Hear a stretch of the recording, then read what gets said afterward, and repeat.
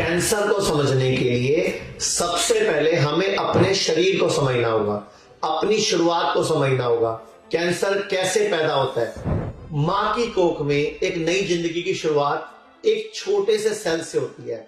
एक सेल पुरुष का, एक सेल महिला का, दोनों आते हैं मां की कोख में, दोनों मिलते हैं, एक एग बनता है, ओवम बनता है, भ्रूण बनता है और उसके बाद हमारे नए जीवन की शुरुआत होती है। तो शुरुआत जो होती है वो एक छोटी सी सेल से होती है। यही सेल 1 से 2, 2 से 4 और ऐसे ही डिवाइड होकर टिश्यू बनते हैं। आपने पढ़ा होगा ना, सबसे छोटी इकाई क्या है? सेल। फिर कई सेल जो एक जैसे काम करने के लिए मिल जाते हैं तो बनता है टिश्यू, और कई एक जैसे टिश्यू जब मिलकर इकट्ठे होते हैं कोई एक काम करने के लिए तो बनता है ऑर्गन, और ऑर्गन से ऑर्गन सिस्टम बनता है, और सारे ऑर्गन सिस्टम को मिलाकर हमारी बॉडी में बनता है हमारा शरीर। जैसे कई सारे सिस्टम है, मैंने बताया सेल, फिर टिश्यू, फिर बनता है ऑर्गन। ऑर्गन यानी कि अंग, जैसे मेरा हृदय, मेरी किडनी, मेरा लीवर, मेरा अमाशय, मेरा पेनक्रियास, बाह्य अंग में हाथ, पैर, मेरा मुंह, मेरा नाक, मेरे कान, मेरी आंखें, मेरा सिर, मेरी स्किन, ये सब बाह्य अंग है। अंदरूनी अंग मैंने पहले बता दिया आपको।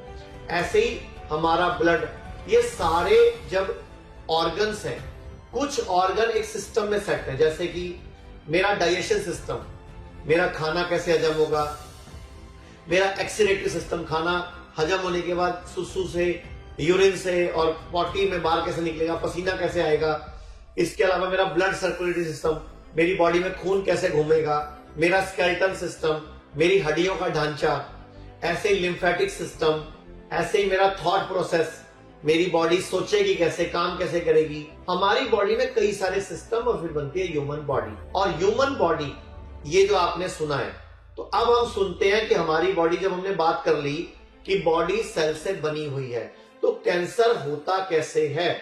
ये सेल भी कहीं ना कहीं इंसान की तरह ही होते हैं। जिस तरह हम जन्म लेते हैं, बड़े होते हैं, फिर बच्चे पैदा करते हैं और उसके बाद बुढ़ापे में आकर एक समय आता है जब ये मर जाते हैं, उसी तरह हम भी मरते हैं, सेल भी मरते हैं। ये जन्म लेते हैं, बड़े होते हैं और खुद को और सेल में डिवाइड करते हैं। या फिर हम कह सकते हैं कि ये बच्चे पैदा करते हैं और कुछ समय बाद ये सेल भी मर जाते हैं। या यूं कहें कि जरूरत पूरी होने पर इम्यून सेल उनको खा जाते हैं, जिसको कि ऑटोफेजी बोला जाता है, जो 2016 की योशिओ युसुमी जापानीज साइंटिस्ट की स्टडी भी है।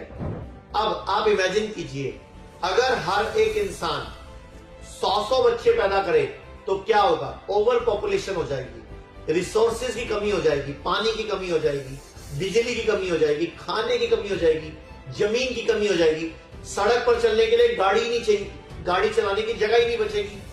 हमारी जो डेली बेसिक नीड है, उसको खाने के लिए भी हमें दूसरे घर में चोरी करनी पड़ेगी। इसी तरह से अगर कोई सेल अनकंट्रोल तरीके से मल्टीप्लाई करता जाए और किसी के कंट्रोल में ना रहे और एक ही जगह पे बहुत सारे सेल इकट्ठे हो जाए, तो ये समझना बहुत जरूरी है कि वही कैंसर है। और कैंसर एक सेलुलर लेवल की बीमारी है। हर सेल के अंदर एक नियंत्रक केंद्र होता है, जिसको बोलते हैं न्यूक्लियस, जो उसका दिमाग होता है, और न्यूक्लियस ही सेल की ग्रोथ, डिवीजन और फंक्शन को नियंत्रित करता है। लेकिन जब न्यूक्लियस के अंदर म्यूटेशन या कोई डैमेज होता है तो नियंत्रण प्रणाली बिगड़ जाती है। इसी वजह से सेल बिना किसी रोक टोक के असामान्य रूप से डिवाइड होने लगती है, और सेल की इसी अनकंट्रोल्ड ग्रोथ को कैंसर कहा जाता है।